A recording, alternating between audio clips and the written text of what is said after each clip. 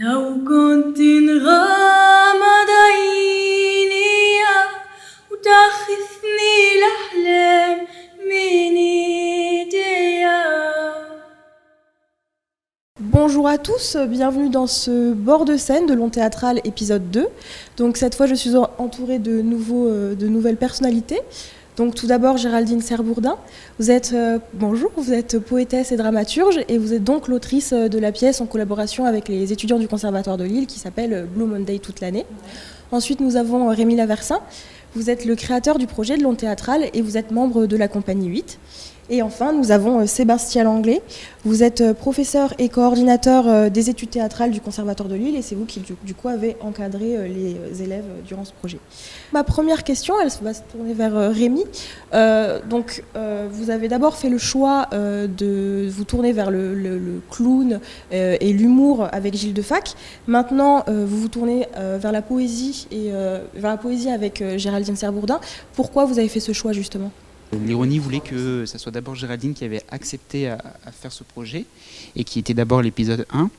Et puis Gilles a accepté après et comme il y avait peu de temps et après il était trop occupé, il l'a fait tout de suite et du coup Géraldine est devenue épisode 2 et puis comme ça ils ont eu plus de temps pour pouvoir répéter aussi.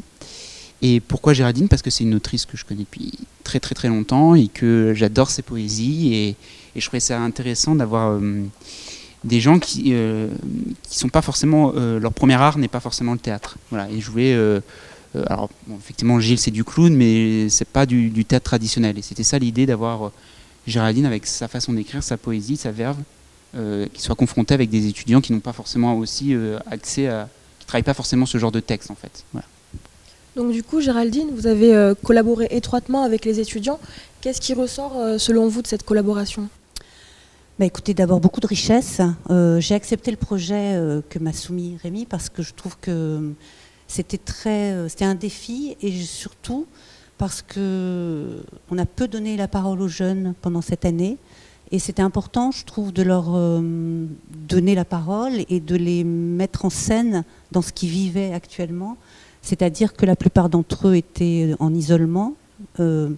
Et à la différence de la plupart des étudiants, ceux du conservatoire avaient la chance de travailler en présentiel, comme on dit.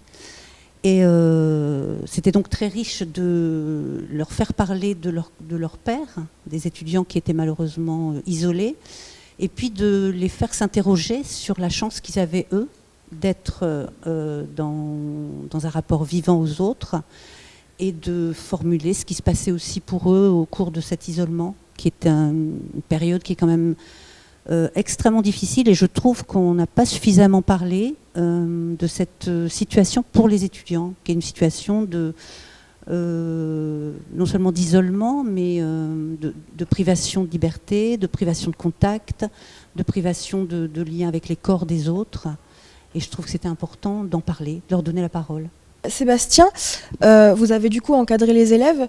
Qu'est-ce qui vous a marqué le plus dans cet échange du coup entre Géraldine et les élèves du conservatoire ? C'est une rencontre.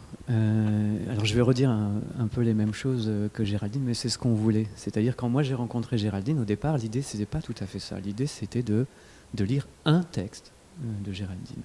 Sauf que quand j'ai rencontré Géraldine, je suis venu à la fac et tout était archi vide. Il n'y avait personne. Et c'était un moment où je me dis finalement on ne se rencontre plus.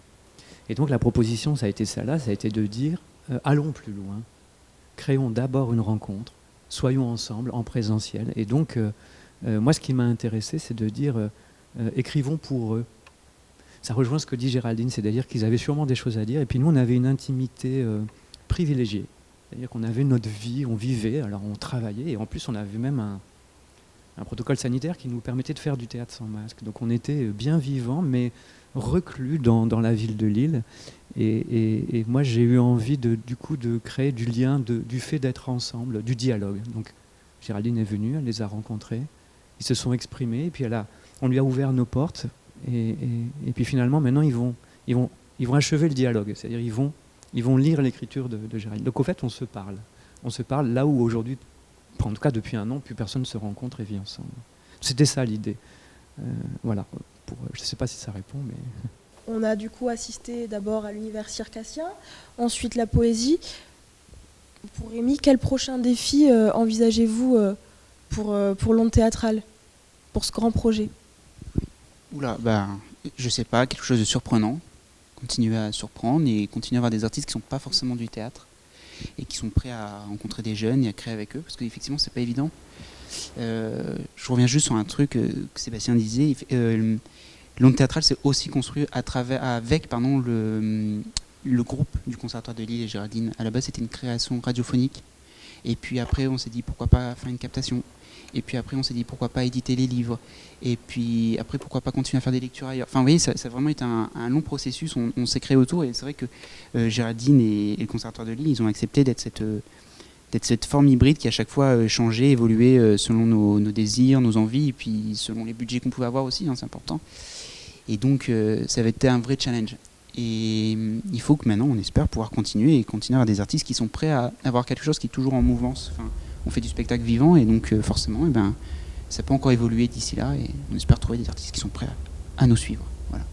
Pour revenir sur le processus de création, est-ce que vous pouvez nous expliquer un peu comment ça s'est déroulé avec les étudiants et avec vous?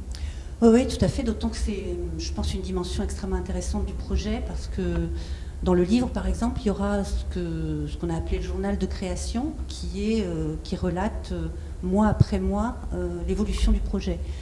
En fait, on était tout à fait d'accord avec Sébastien pour que, dans un premier temps, je fasse connaissance avec simplement un groupe et que je les regarde. Donc j'ai été, pendant quelques séances, admise au conservatoire et j'ai pu observer en fait les étudiants dans leur art et leur savoir-faire. Donc j'ai vu les improvisations que menait Sébastien, j'ai vu le travail de scène, ce qui m'a permis de voir des corps en jeu, d'entendre des voix et surtout de faire connaissance avec un groupe. Donc c'était extrêmement important.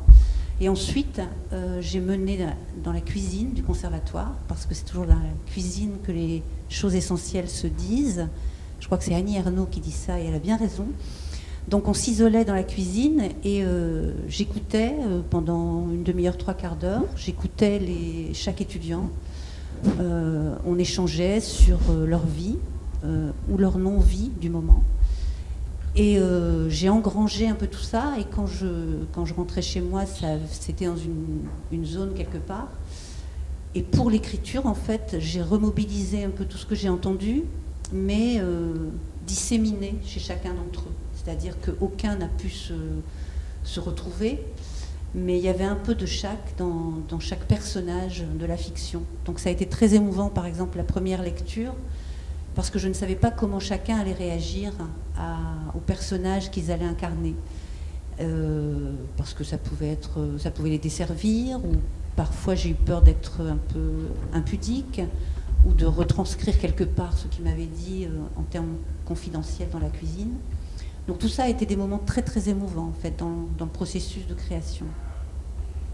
Et du coup, comment ils l'ont pris justement Très bien. Je crois que moi j'étais assez curieuse et émue lors de la première lecture. Et très vite, ce qu'on appelle les scènes de groupe, donc justement où là tout a été inventé, tout a été inventé ou rien n'a été inventé. Hein, c'est une façon de porter le regard sur ce que j'ai dit. Et ils ont très bien réagi. J'ai eu des mails de leur part en me faisant part de leur satisfaction, de leur émotion, de leur surprise. Mais dans l'ensemble, ça a été très très bien. C'est une très bonne réaction. Et du point de vue du professeur de théâtre, quelque chose peut-être à rajouter?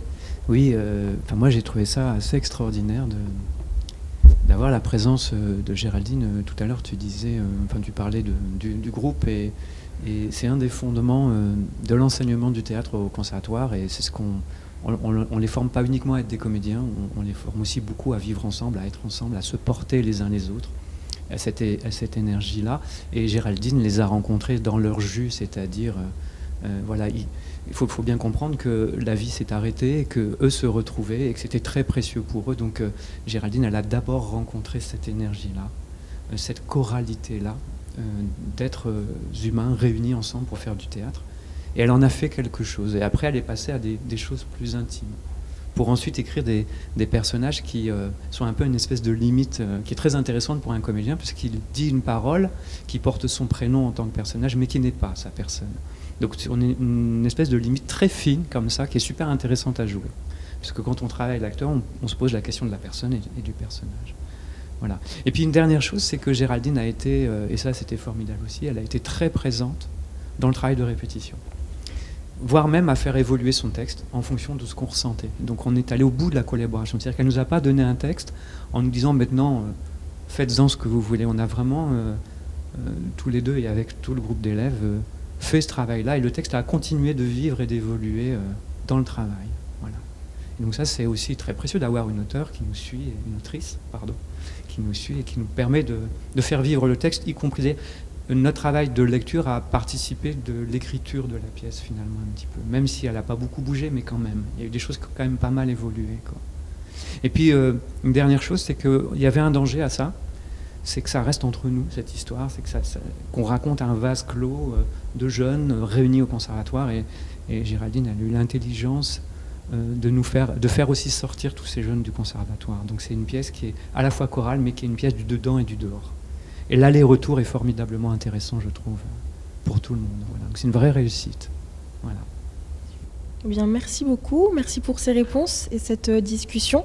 Donc je rappelle que l'exposition Chambre d'écho de Gilles Defac est toujours disponible dans le hall de la Bibliothèque des sciences humaines et sociales jusqu'au 25 juin et que nous aurons aussi une exposition de nouveau en collaboration avec l'association ICAR dans la salle de l'espace vie étudiante, toujours dans la même bibliothèque, avec les poèmes de Géraldine Serre-Bourdin, mais aussi les photos de Claire-Marie Régent. Et donc du coup ce sera environ début juin, donc vous pourrez assister et regarder à tout ça dans la BU. Voilà, merci beaucoup.